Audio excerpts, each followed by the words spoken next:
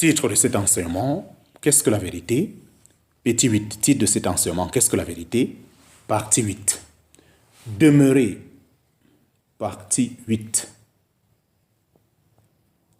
S'il en est ici le sujet continuel de nos méditations, rien ne pourra troubler la paix de Dieu, laquelle surpasse toute intelligence, qui reposera sur nous, et que le Dieu de paix lui-même nous fera goûter dans le bonheur de sa présence avec nous.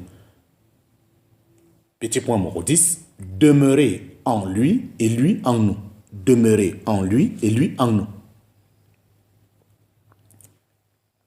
L'expression demeurer, que nous trouvons répétée plusieurs fois dans l'évangile de Jean, revient constamment dans sa première épître. Elle nous parle de stabilité, de permanence, de sécurité, de paix et correspond bien à l'enseignement du disciple que Jean aimait.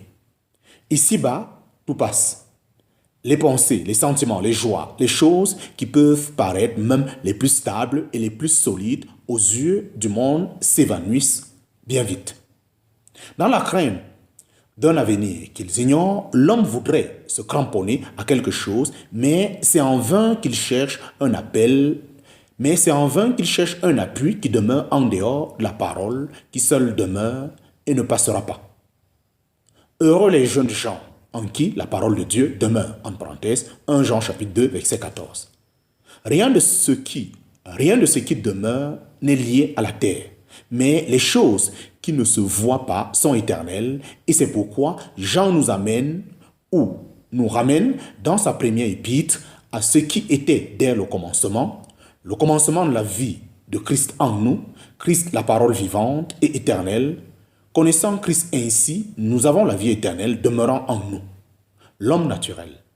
L'homme naturel demeure dans la mort, parce que ses œuvres, même les meilleures, aux yeux du monde, sont mauvaises. Seul l'homme en Christ, participant la nature divine, en parenthèse 2 Pierre chapitre 1, verset 4, né de lui, possédant sa vie, ayant reçu le don de l'amour du Père, peut demeurer en lui et manifester les fruits de sa vie en lui-même. Il est impossible qu'un tel homme en Christ pratique le péché, car la sémence de péché demeure en lui. Sa part élevée demeure en lui. Car la sémence du péché, l'homme en Christ pratique le péché, car la sémence de Dieu demeure en lui.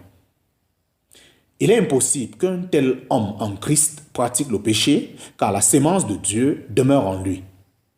Sa part élevée est de pratiquer la justice comme lui est juste. Et s'il arrive que le croyant pêche, cependant, en laissant en jure la vieille nature qui est en lui, Jean règle la question à la fin du premier chapitre pour n'y plus revenir.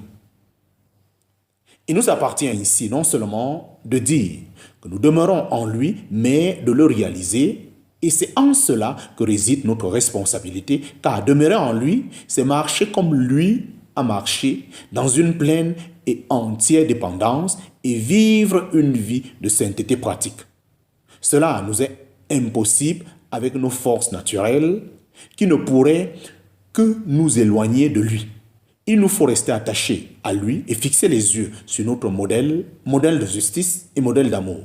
Comme lui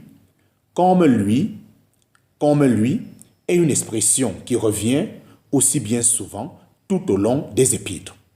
Demeurer en lui implique donc la dépendance et la sainteté pratique dans notre vie.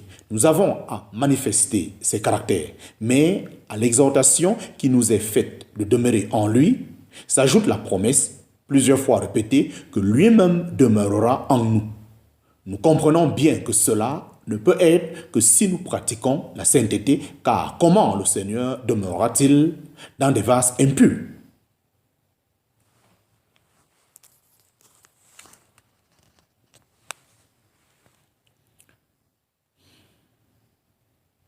Si nous demeurons en lui, il se plaira à répondre à notre fidélité.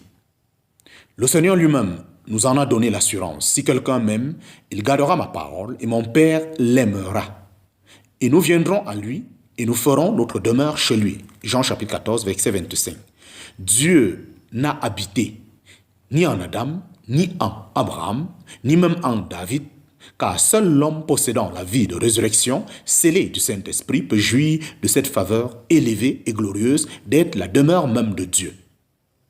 Le réaliser, c'est jouir par avance du bonheur qui sera notre part lorsque nous serions dans le ciel même.